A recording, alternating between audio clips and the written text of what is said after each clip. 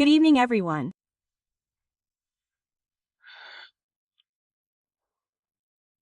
I was planning on filming a completely different video, but I'll just talk to you for a few minutes and then I'll finish.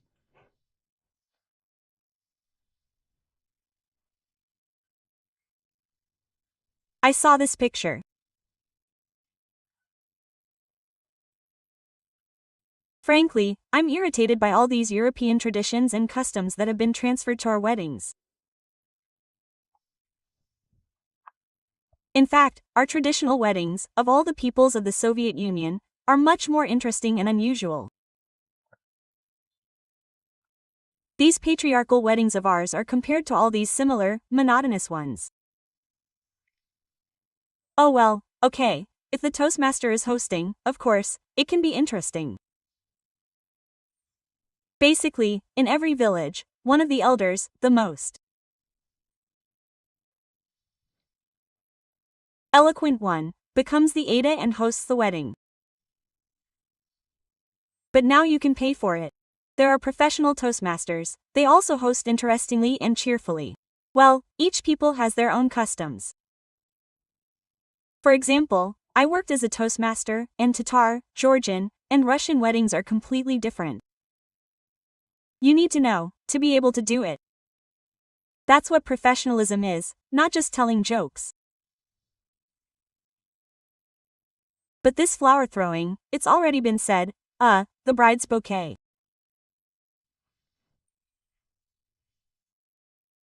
It's a collection of her grief, her loneliness, her difficulties, and so on, which is thrown and caught. And all the girls who caught the bride's bouquet, remember now, after this wedding you started getting sick.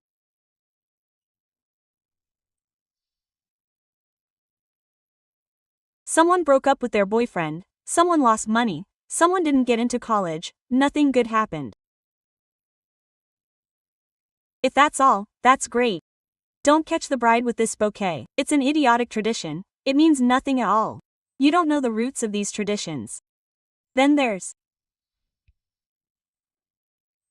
this cake. They feed each other this cake, they shove this fork in their mouths. One boisterous bride from the Caucasus or somewhere else, I don't know what kind of wedding it was, or a Turkish wedding, devoured this cake so disgustingly, dancing around, and she was very unattractive. Well, you know, there are girls with this rat-like face. Teeth forward, a huge nose. I don't even know how he chose her. Well, he chose love. Frivolously, stupidly. So she tries to feed him this cake. She gobbles it up, pretends to like it, moans, dances. Disgusting.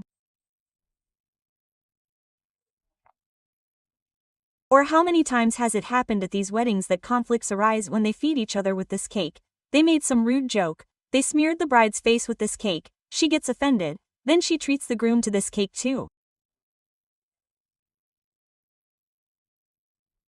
He gets angry, freaks out. I once hosted a Tatar wedding. This bargaining, selling the cake, it's also a disgusting thing, to be honest. Kindergarten. And it turned out that, well, they blamed each other. The mother-in-law thought that, the mother-in-law would bring this cake, order it. The latter thought it was the mother-in-law. And so, this cake was gone. And then she freaked out, started getting angry, like, how could this be? Where's the cake? I said, let's do it this way, wait a second. I asked, and a boy ran to the delicatessen and brought back a big pie, an apple pie. And I did it completely differently, which is according to our tradition, but it's true, that they cut the pie. Not the cake. Because a pie is a symbol of family well-being, love between relatives, a well-fed life. In general, the house is a full cup. And everyone sold this pie. We were all happy, glad, because it was original. But because of this, there was almost a fight. And then there was this interesting scene.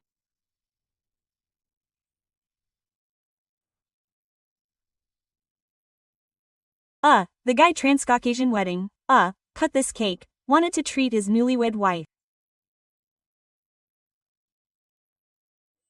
And then mom comes running. She comes running and immediately puts her mouth out, grabs this cake from this fork. Mom first, mom is more important, mom is more important. And this girl got offended when he wanted to treat her, she turned away, and his friends came up, they grabbed him in their arms and led him away, apparently ignoring him. The first sign that you need to get out of this family immediately. First, there was absolute disrespect. This is their holiday. The mother made it clear, I'm the main one here. The second moment, when he could have smoothed it over, he could have somehow explained it a little differently, so that, well, she understood that this tactless behavior of the mother, well, okay, but he loves me, respects me. And when he turned away, when he left with his friends, that your feelings are completely unimportant, it's a very, red flag. It will be like this your whole life. You'll say, it hurts me. He'll say, come on, enough. You start dying like that again. Love doesn't turn into hate, because hate is also a strong feeling. That's how love dies. Now I understand that there are some daughters-in-law, to put it mildly, who are not very good. When I made a prediction, I said that this year bad mothers-in-law would leave, there would be many deaths among such fierce mothers-in-law. How I was bombarded. But when the dream is walking around, casting curses, love spells, and when the dream is walking, I say, listen, did you recognize yourself? I personally, for example, wasn't scared. And many other mothers-in-law also weren't scared that they would die this year. But those who were scared, they recognized themselves. Quote, I say, I don't care where your daughters-in-law go or don't go, or if this is just your sick imagination. But what if she does that? What if she does this? Why were you scared right away? I mean, you recognized yourself, you understood what I was talking about. It's funny to watch this. What if the dream is bad? Well, good or bad, I'm telling you, this year mothers-in-law who don't let their children live will die. Whether it's good or bad, I don't care. I made a prediction, it will come true, because everything comes true. What's your ass on fire? And there are these questions all the time. Who is more important, mom or wife? And these stupid women start filming their grown sons, who are already married, asking this question. Who is more important? For example, if you get into a car, who should sit in the front, the wife or the mom? Listen, dear women. Our sons will not always do as we want. This is understandable. There is a certain maternal jealousy, resentment. You think, I raised him, invested in him, and now he somehow listens to this and that. But someday your daughter-in-law will also become a mother-in-law. You know that expression, our grandchildren will avenge us. Someday she'll become a mother-in-law, she'll become sensible, wiser, older and change a lot in her worldview. Quote. But you want to be indispensable to your sons. You know how many men ended up alone, got divorced, got married and divorced 3 or 4 times. Mom was in charge there. And in the end, he just ended up this bachelor. Neither here nor there, no one needed him, and the children turned away. So his wife starts arguing at home so he doesn't drink. Come to mom, mommy will pour you a drink. Mommy pours it. She calls her and says, "Mom, why are you doing this? I'm trying to wean him off it. I'm trying to bring him to his senses, bring him back to life." You pour him a drink. Quote, "Oh, come on, stop it. You found yourself an alcoholic too. Doesn't a man have the right to drink 100 grams after work? What's so wrong with that?" She just poured him a drink to whet his appetite, maybe even treated him. Stop it, stop it. But you understand perfectly well that his drinking starts at 100 grams. If he's already recovered from it, if this wife is fighting with him, bringing him to his senses. Why are you old, pouring your son a drink, knowing it will lead him to the grave? Because any habit like that, alcoholism or dependence on certain substances, it kills sooner or later, some faster, some after a while, but it kills. So, my son doesn't have the right to have a little drink, to relax. What's wrong with that? She understands perfectly well what's going on. But I'll tell you why she does it. So that he depends on her, so that compared to his wife, she looks good, reliable, kind, and a comfortable mother. The wife says, "Work, strive, get ahead." The mother says, "Oh, well, there's still time, he's young, he'll have a little fun." So what's wrong with that? Quote, in the Caucasus, when a wife cries because her husband has started cheating on her mother-in-law, they usually say, "What are you, a queen or something?" Everyone cheats, all the men are like, "Are you such a queen?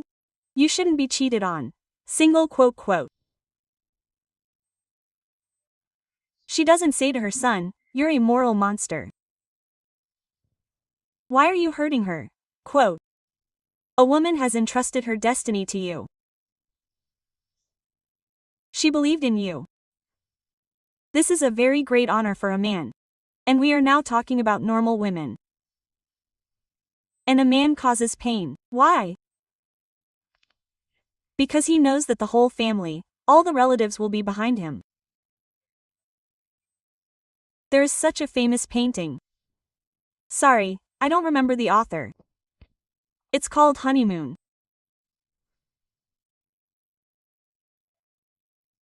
And it shows a young wife who is sitting, so, the yard is like this, she is sitting sadly, looking at her husband, who is having fun with the dogs, playing.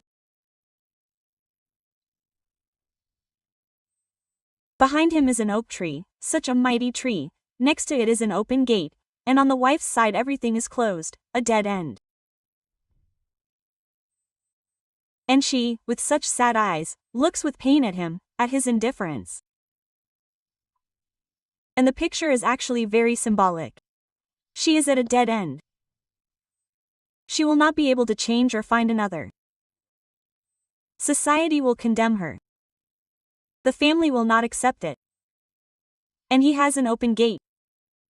He can do whatever he wants. He is a man. The dogs here symbolize the fun, the joy that he will experience. And behind his back this tree, this mighty oak tree, speaks of his clan, his family standing by him. Whatever he does, he'll be acquitted, but for a woman, it's a dead end. Do you understand? That's why. Women have so few rights on this earth. More precisely, according to the Constitution, they are written that you have rights, you have them, but you can't use them.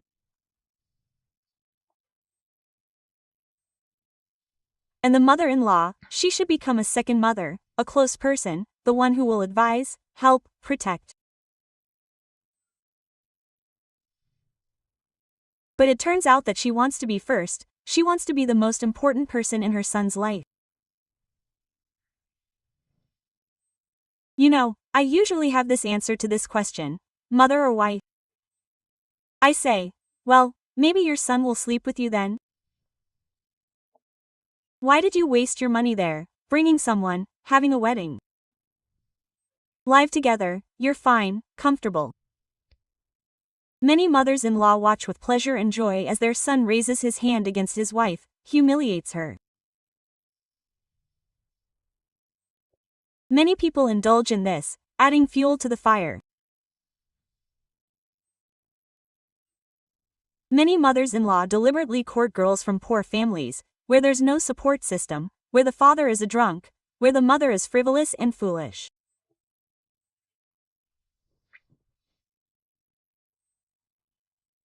Many travel specifically to the Caucasus, for example, to marry a girl from, say, a dysfunctional family. They bring her to Russia. Here, they do whatever they want with her, and no one stands up for her. Firstly, because she can't go back. Secondly, because it's advantageous for them to have her live here with them. They send money to the parents and help them, of course, and they rebuke them, but they still don't do it out of good intentions, to keep this victim in their clutches. Because the parents, also for their own gain, will say, "Be patient, you have to be patient, but what can you do?" I recently watched an interview also from the Caucasus. I always tell my daughters, you have to tolerate this, you have to tolerate this, you have to forgive. Why should anyone tolerate anyone? Explain this to me. Not to be happy, not to enjoy life, but to endure. You have to endure someone. You understand, enduring means swallowing pain, denying yourself, earning illnesses, killing the desire to live and simply live, well, breathe, exist. You have to endure. This is the kind of advice they give mothers. Fathers say, there is nowhere to go back to. Brothers say, I will not stand up for you. He is your husband. Husbands say, my mother is more important. Who are you anyway? Mothers say, I am in charge here, I am the boss. And the result is an embittered woman, who then becomes not the best mother-in-law herself. Because usually women say this, I endured, and you endure. You are no better than me. How are you better than me? I knew mothers-in-law who said, look at him, how he's practically kissing his wife's ass. His father abused me, and he just walks around like that. I say, aren't you glad he treats his wife well? How is she better than me? Do you understand? How did she ever hit me? Let him hit her too. Why should I watch him love her? Wow, is she better than me or something? Dear mothers-in-law, a wise mother-in-law guides her son. A wise mother-in-law doesn't say that her golden boy most often says, oh, my son, oh, no matter how many wives I have, he has only one mother. Quote, oh, yeah, your mother, excuse the expression, should he sleep with his mother, live with his mother? They have different love for their mother. A mother's mother loves her mother, that is, as love for the mother who gave birth to her. There's a different kind of love for a wife, there's passion, there's love for a woman. There's a third kind of love for a father, another kind for a brother, for friends, for your children. It's true, we love many people around us throughout our lives. This doesn't mean that, well, you or whoever else will sit in front. The wife should sit in front. Period. And you'll sit next to your husband in the front of the car, if it comes down to it. That's how it should be, and that's right. Many daughters-in-law don't find support from their mothers, and in the end, the family falls apart. There's no support, there's a blank wall, they don't hear you. You explain and say that you're suffering, that, you know, your son is behaving badly, and it all falls apart. I stop loving him, I don't want to live with him anymore. Then there's deafening silence. Nothing, no reaction. No one says anything to the son. And there are times when, for example, the daughter-in-law starts complaining, like, well, at least say something. You see, he's openly abusing us. This isn't a family. I'm tired and I'll leave soon, because a woman puts up with things for a very, very long time, and then she stops caring and just leaves. And she tells his mother, you're his mother, you're interested in your son's family being successful. Quote, tell him, it's fair. That is, it really is a fair request. You're his mother, you can influence him. If he didn't feel like he had a lawyer behind him, he wouldn't behave like this. But he knows that no matter what he does, his mother will justify him, his mother will understand, his mother will feed him. Do you understand? He has somewhere to go. That's why he's not afraid. He's not afraid of loneliness. He's not afraid of losing everyone. And the mother says, well, what can I do? This is your family. I can't interfere there. What am I going to tell him? He won't listen to me. He's already an adult. But in fact, she doesn't want to be bad. She wants to be good always. She has such a need in everything and always to be good.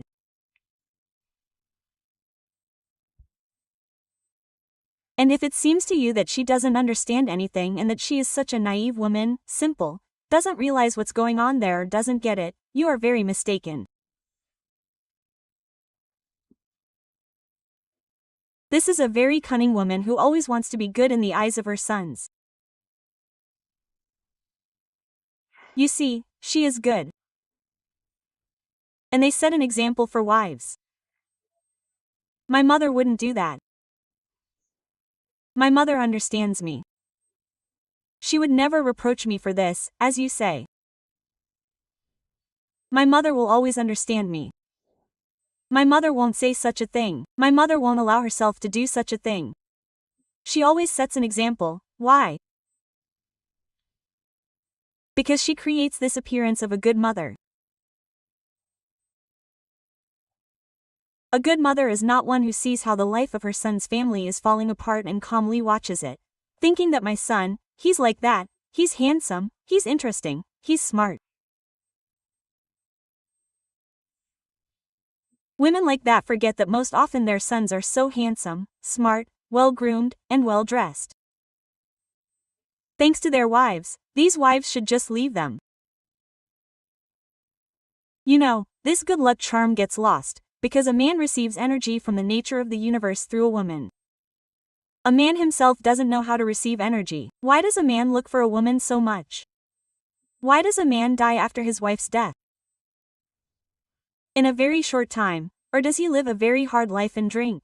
Why does a man immediately start drinking? Why does everything go wrong for him?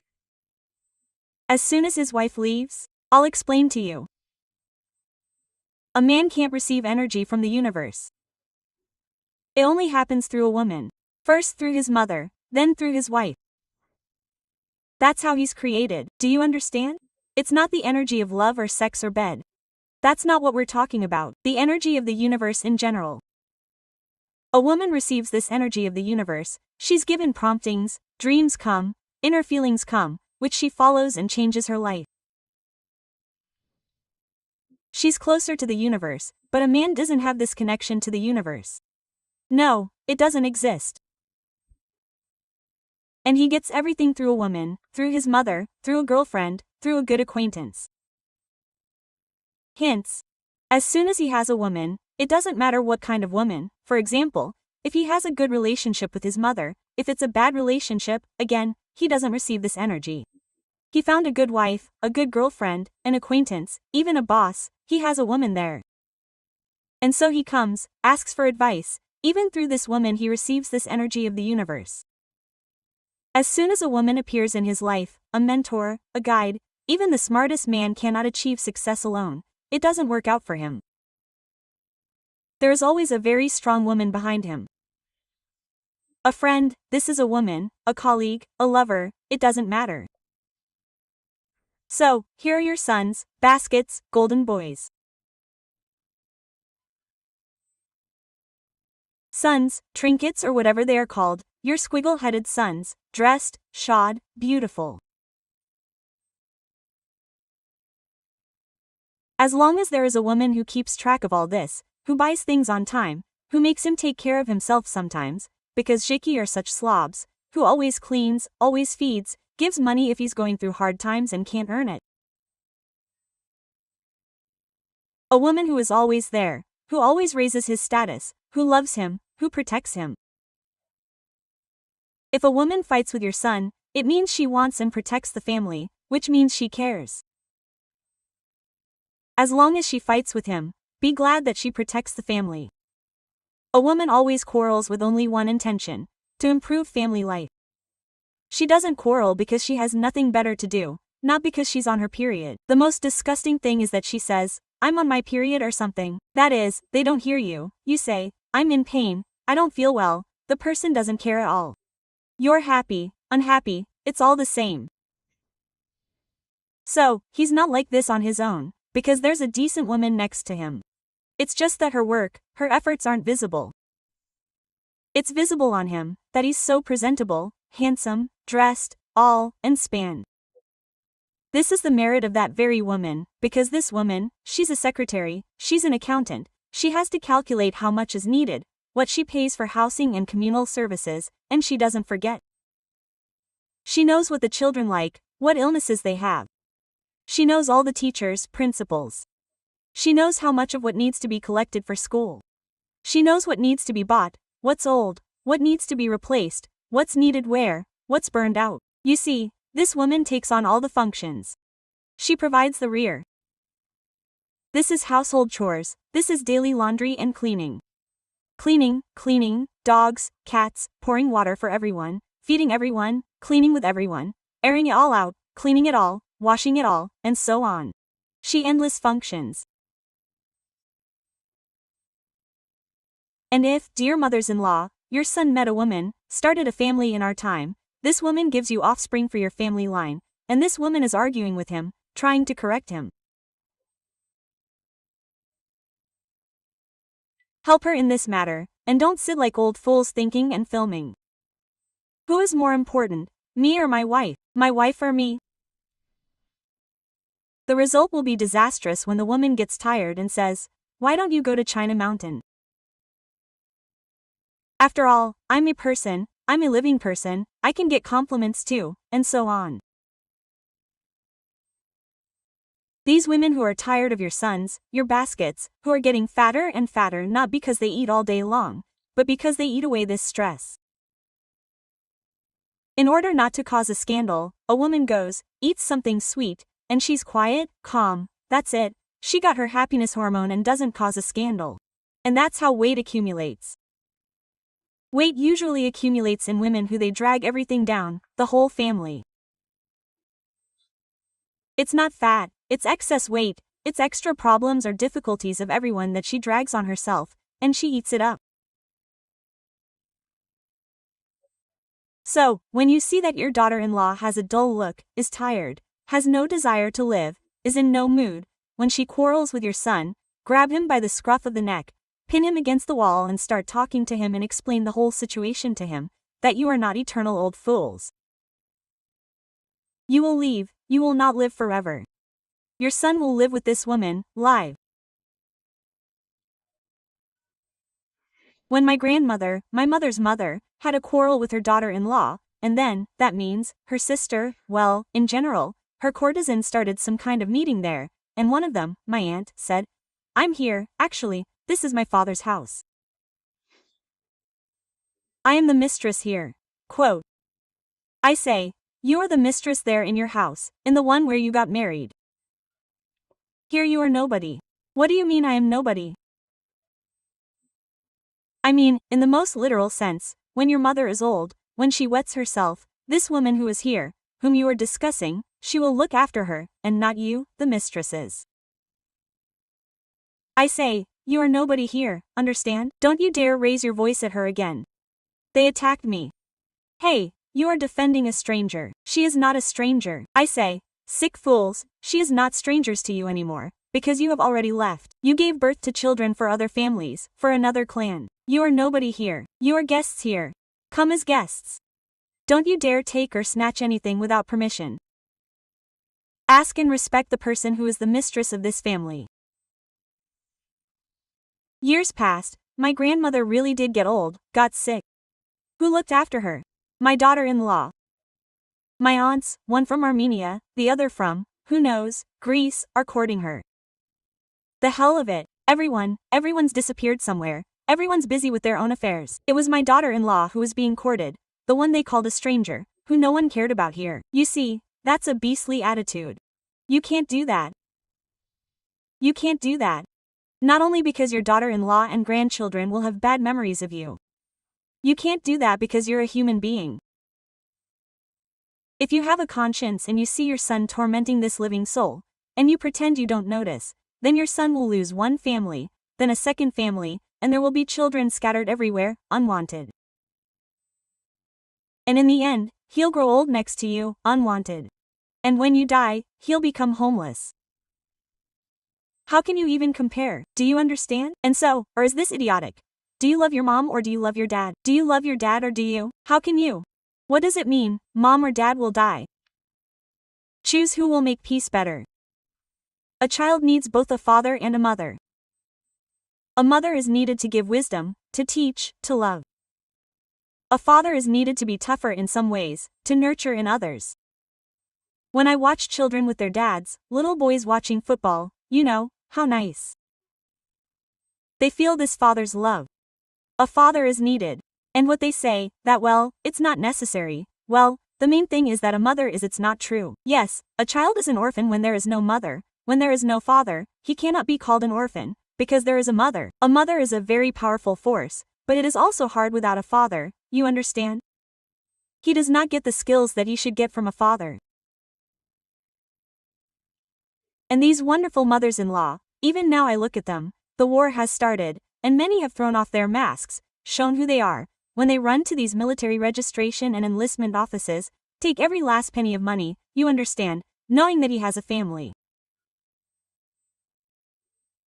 Damn it, the only thing left of your son is this child, a long one. How much longer do you have to live? Are you going to take him with you to the next world? You're robbing your grandson. Don't you understand that this is the only memory left of your child? It's his genetic continuation. Sometimes children are copies, sometimes copies are very similar. You know, nature is such that men who die or are supposed to die, oddly enough, these children are very badly off. It's as if a replacement is being made in this world. His replacement. His image is preserved in life, in the world, very similar to their fathers. The children of dead men, as a rule. And when these mothers-in-law run after this money, I am simply disgusted. I understand, yes, they are supposed to receive this. They start suing over this, starting to prove that this is not our grandson. Before this, it was their grandson, and now they need to get money. This is already, well, how is this possible? This is the only thing you have left of him. Dear women, if you do not want to let your sons go, then, probably, from childhood, you have been teaching them that he should marry his mother, live with his mother. Let them get used to the fact that they, well, there is no one but you. And here is this stupid expression. There can be many wives, but only one mother. Why should there be many wives? Why? Why are you raising a womanizer, not an irresponsible creature who breeds grief? There should be many wives, but not many wives. A wife should be alone. So, okay, it didn't work out, a man got married several times, it happens. But why are you putting it into your son's head that he should have many wives, but his mother is always alone? But this is madness. Nothing good will come of this. You're making your children unhappy, you understand? Very unhappy. Instead of showing everyone the importance of a wife in the home, showing her respect, teaching her, explaining things like a human being, like a mother, you do such nonsense.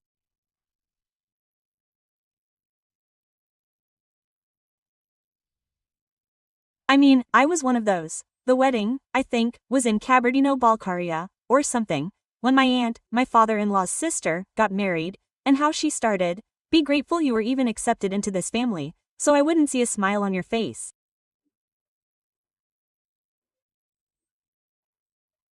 You wake up in the morning, smile, and serve my brother as expected. And I look like a prisoner myself, you understand? All the clothes, and I even put on white dresses because white isn't worn at weddings. Only the bride wears white at weddings. It's sheer impudence and vileness to behave like that. And I think, after such words, if her parents didn't stand up, give up, and take their daughter, then they're fools. Nothing good awaits this girl in this family. From the very beginning, they show contempt for her. Say thank you for being accepted here, into this royal family, you understand, and she lives on. I feel sorry for such girls, truly. They hope until the very end, they love, they can't leave, but time shows that nothing good awaits them in these families. Accept this girl as your own. She becomes part of your family. She is not a stranger. Even in the Turkic languages, it's the same. Look at these Keelans, for example. Yes, they're daughters-in-law. Well, Asian daughters-in-law and so on.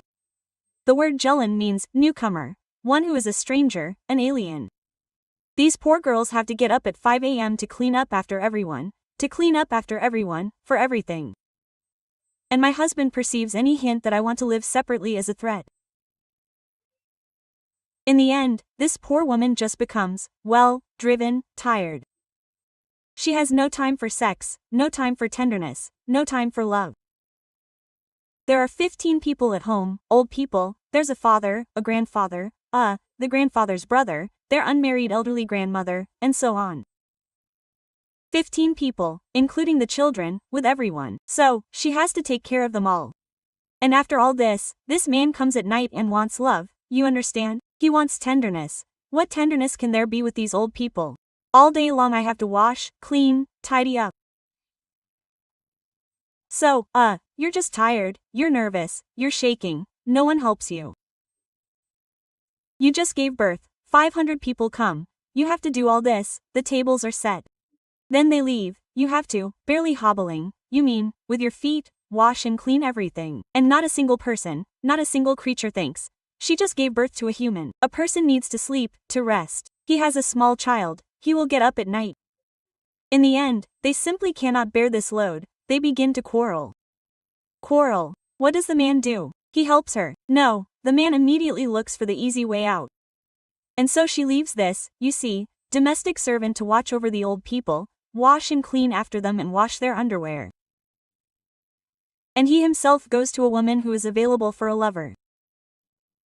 She either has grown children, she is free, she works, she does not demand anything, she only wants sex and nothing more. And the moment comes, and he says, you're old, you're like this, you're uninteresting, you're rude, there's no love, you're making a special forces soldier out of a woman, just a fighter on the invisible front, who has to fight. Just think about the children, think about what to cook, how to clean, what to do, how to get there on time, save money. You're making her just a special agent and then you want tenderness, love. She's not thinking about bed, she's not thinking about things, not about lipstick, not about rings. She's thinking about how to save money, how to save on herself, how to endure, not buy herself extra pain pills because the child needs to go to school, and daddy says, I don't have any, I can't yet. You see, the meanness of the situation. And with all this, mommy says, what are you, a queen or something? Queen, I was cheated on and they will cheat on you. What are you better with? Quote. And that's how the institution of the family is collapsing. Women started getting divorced not because they've become spoiled, as some say. Back in the day, women didn't get divorced because it wasn't accepted in your time.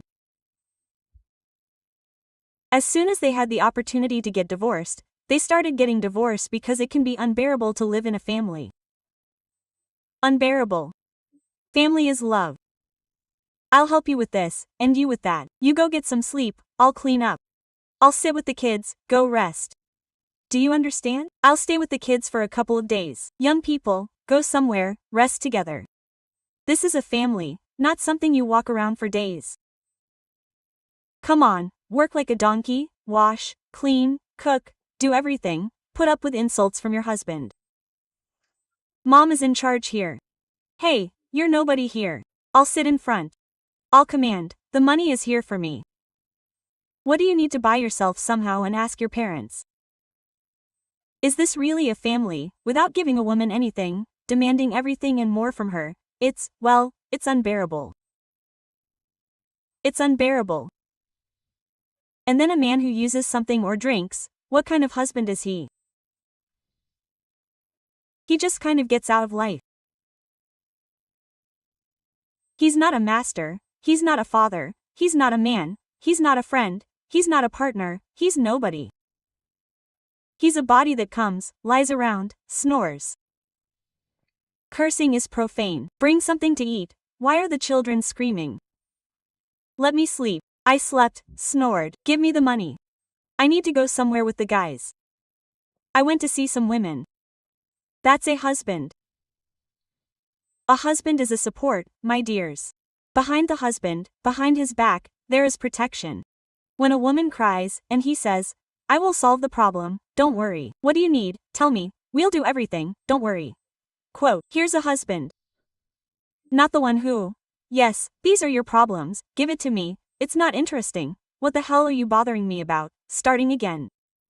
You think they don't understand what they're doing, they're perfectly aware, they do everything thoughtfully.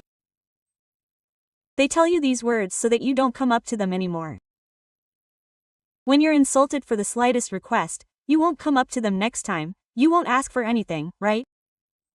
Because you already see him as a threat. And what kind of love, what kind of bed can we talk about if a woman is sick, if she's having a hard time, if he offended her, if she wanted a dress, couldn't save up to buy it and she's in pain? She doesn't tell him, because he won't understand anyway. And this animal comes and says, give it to me, you have to. This is your marital duty, damn it. Don't you understand that I'm a man? I need this. You don't give it to me, I'll go find another one. Because of this, all this is being dumped on you, you know, like breaking a vase. It's not his fault that it broke, it's your fault that you put it in the wrong place. It's your fault that you're in a bad mood. It's your fault that you're sick. It's your fault that you're tired. And with all this, the mother from above is wiping her hands so happily, giggling. I'm the main thing. So that's it for you. What, did you think you were going to come here and be the boss or something? And what will you achieve? Well, what will you achieve? She'll leave. Sooner or later she'll become smarter, stronger, older. As a rule, women, realizing that they've fallen into a trap, that their parents are no use, that the environment is such that no one will help, in a word, everyone promises it's all. She just starts doing what she does, that she starts earning money. All the women who left such families will tell you, the first step was to earn my own money, to do it secretly, because they don't need you to earn it. You should be dependent on them. Many men say, my wife shouldn't work. And who's supposed to court me? She shouldn't work, so she can devote her entire life to me. And then I went to my mistress and left her on the street, and she has no education, no money, no brains, nothing. Many women start earning money. They secretly go to some courses, then with a scandal they achieve the result that they say, I'll go and earn money, and the mother-in-law's eyes sparkle, she might agree. Why? Because that's where the money is. She'll say, Mom, at least I'll earn money, I'll help out a little around the family, I'll bring in money. Money, money. Such men only have money in their eyes. Fine, since it's money, as Svikruka Zorikovna says, since it's money, go to work. And she quietly, little by little, puts away. Then, lo and behold, she's rented an apartment or secretly taken out a mortgage. But more often than not, they rent an apartment because the mortgage means they'll have to split it with this guy later. And then, suddenly, everyone's shocked, she's not home. They called here and there, and I left. She leaves quietly and calmly, without a fuss. She just leaves, gradually moving all her things in and disappearing. And so this Zorikovna sits there. After a while, the son starts drinking, starts making trouble, because he lacks that feminine energy I'm talking about. He gets this energy only from the universe, that is, from a woman. It's filtered through a woman, given to a man. That's it, he has nothing. He starts drinking, he starts blaming her. And Zorikovna starts calling. Daughter, we're family after all, come together, because she needs to dump this burden on you, dump it on you, you fool, once again. She's not interested, she doesn't want any of this. She used to think it was all her son's doing, that everything was going well for him. She didn't want to understand that it was all your doing, that the house was clean, that there was food, that the children were well fed and clothed, that you somehow saved and somehow survived. She didn't want to understand that before. She thought it was him and his little basket that did all the work, while she, I don't know who, pocketed all the money. If it weren't for her, we'd be billionaires now. We'd probably spend it on secret trips to the Maldives. And at some point she realizes, damn it, the whole burden is on my shoulders now. What are we going to do? My son drinks, he curses everyone, there's no money, no one cooks, no one irons. He's always unhappy, there's always something wrong with him. Then she starts blaming her son. It's your fault, you broke up my family. That's what he'll tell you. These mothers, I'm more important. I'm the eldest, beloved wife. He'll definitely tell you this. You did this. You did everything to make us break up. And then live with it. And what happens? She starts begging. Come back, Mashenka, Marinka, there, Karinka, come back, my darling. Well, this family happens to everyone. And Marinka is already smart, she's not stupid. She understands that you and your sons shouldn't go to hell, as they say. 20 centimeters is a lot. Look, if you want to cross the road, there are plenty of them. There are plenty of these walking ones. What does she lack? She hasn't seen love, she hasn't seen tenderness, there is no care. She should spend money on herself now, on herself, on the children. He is not needed, but no one. He has shown that he is a corpse, a living corpse and nothing more. What reason does she have to return to this hell? She will not return. And what will you do with your son? Marry him again.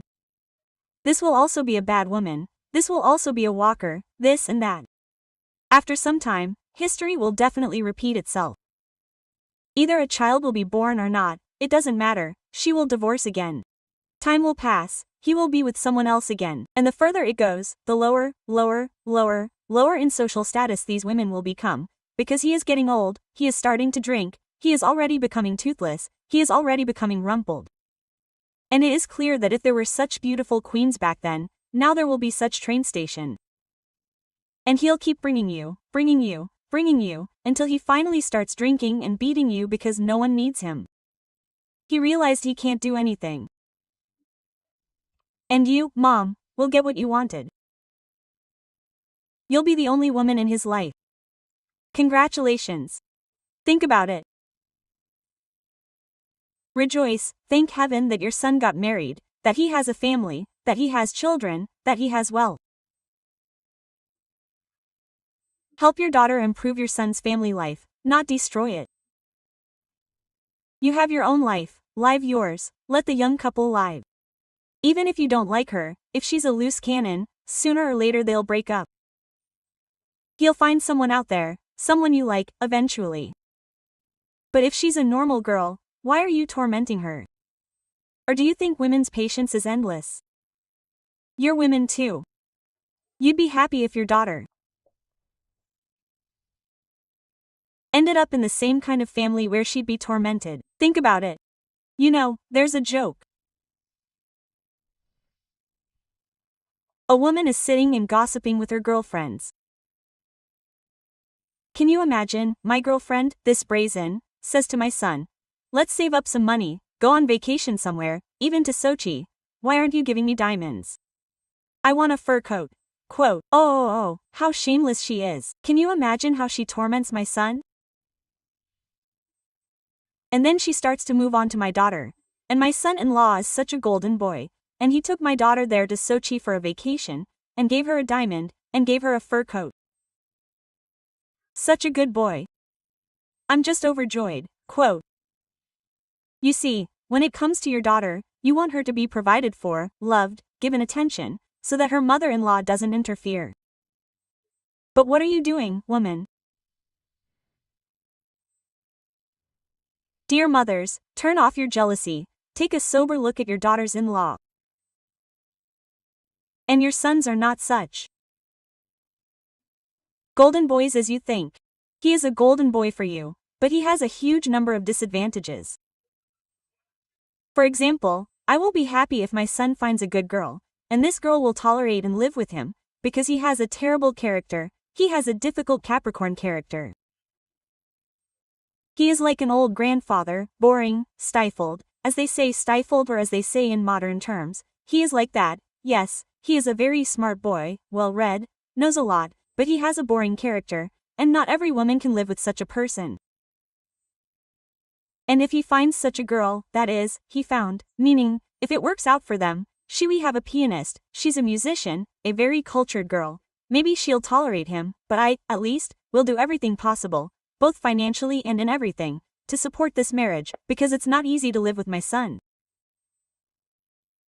And I'm very sober about this, I evaluate and see, you understand? I won't dare get involved, at least I'll try. Well, asking such questions about a mother or, a wife, I will never ask. Such an idiotic question. A mother is in her place, a wife is in her place. They don't want a mother, but they want a wife. At least in this there is a difference, you understand? You have to understand who has what role. That's basically all I wanted to say. Dear sisters-in-law, respect is not demanded, respect is deserved. There are such mothers-in-law. One of my aunts had a mother-in-law like that. And she said that I loved her more than my mother. I taught her everything. Very gently, very humanely. We went to see them. She's simply a wonderful woman. And she was Greek, by the way. Her name was Sophia, but she was given the name Sisik as a child. The Turks who lived next door. It means little flower, she was very beautiful. And that's how they named her. A very wonderful, very kind woman. She never raised her voice, never offended her in any way. She simply adored her. She's such a mother, you know? And she did everything to make sure their family was a success. Do the right thing, the wise thing. Let your children live their own lives and be glad that there's a woman by their side who loved your son through and through. Good luck to everyone, yeah.